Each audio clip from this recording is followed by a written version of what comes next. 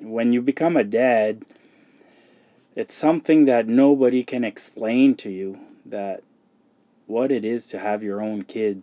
I It's unexplainable. When you have your kids and you see them happy running around and say, "Papa, I love you," and you just it makes you want to live longer, like you're happy about this life because you see your kids happy, and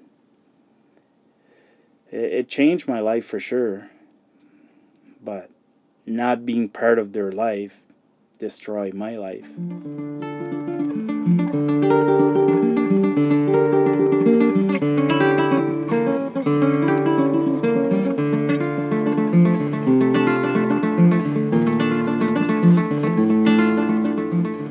I remember for long stretches at nighttime closing my eyes, and my prayer was, God, if I don't wake up tomorrow, I'm okay with that.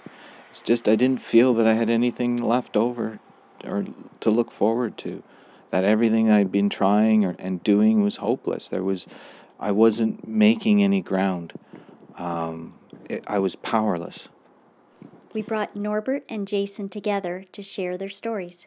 I've been separated for 3 years. I have 4 kids, and I only see them 2 hours every 2 weeks. I'm trying to get to see them more often, but I can't fight in court. I don't have any money, so the minute I got separated, I pretty much lost my kid. I didn't have enough money to rent an apartment. Jason lost his house, his car, his job, and his ties to his church to move closer to his children. Basically, it was my bed before I found the trailer, so it was a bit small.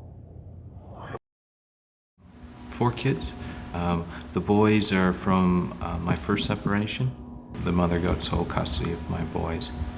18 months after that final order, the CAS apprehended my children and they put them in foster care, so I had to go back to court and fight for my boys again. And I ended up getting the boys. The worst thing you can do is to take any destabilizing atmosphere that the child is in and magnify that destabilization by taking the child away from one of its parents. When a child is experiencing divorce, a destabilizing atmosphere, verbal violence, and even physical violence, the most important thing it needs is both parents, especially unless one of those parents is directly abusive to that child. Jason, I understand you were arrested 2 years ago. Can you tell me a bit about that? Yes, I was at my wife's house, and the kids were upstairs. They were playing, and we had a little argument. She was yelling and yelling. I had asked her a few times to stop, which she wasn't, and I panicked, and I put my hand on her mouth. For 5 to 10 seconds, I brought her into another room. Then I noticed that I went too far, so I let her go. I ended up in jail for 2 days. I got out. I never talked to my kids for 7 months. I could talk to them, not see them. Were you charged with anything? Yeah, I had 3 charged with assault, charged with breaking the court order, and 1 to have hold my ex into a confined space. So what you've done there is taken one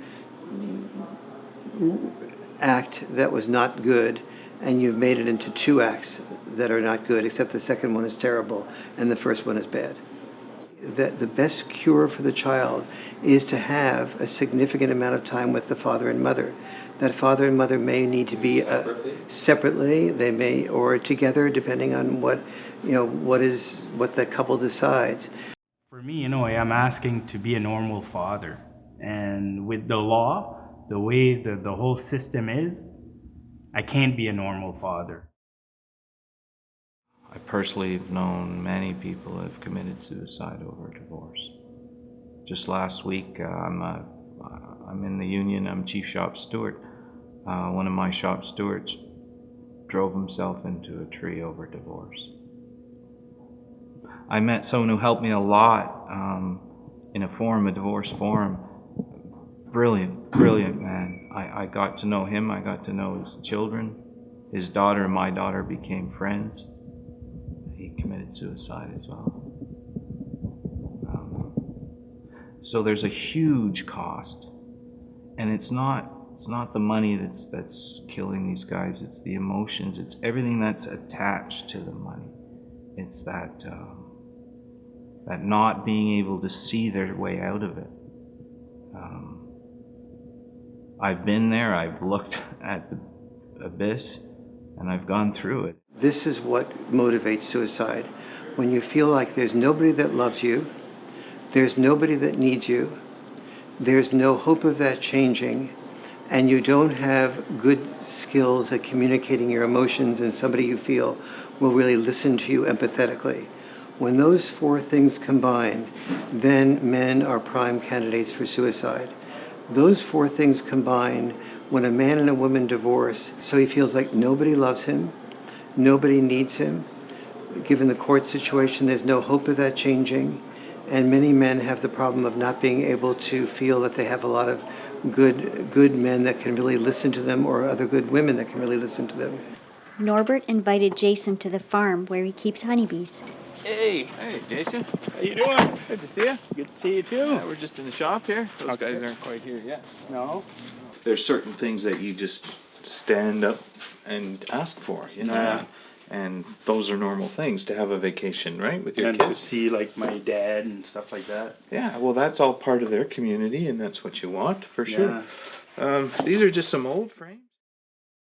Did you feel any more hopeful after you spoke with Norbert?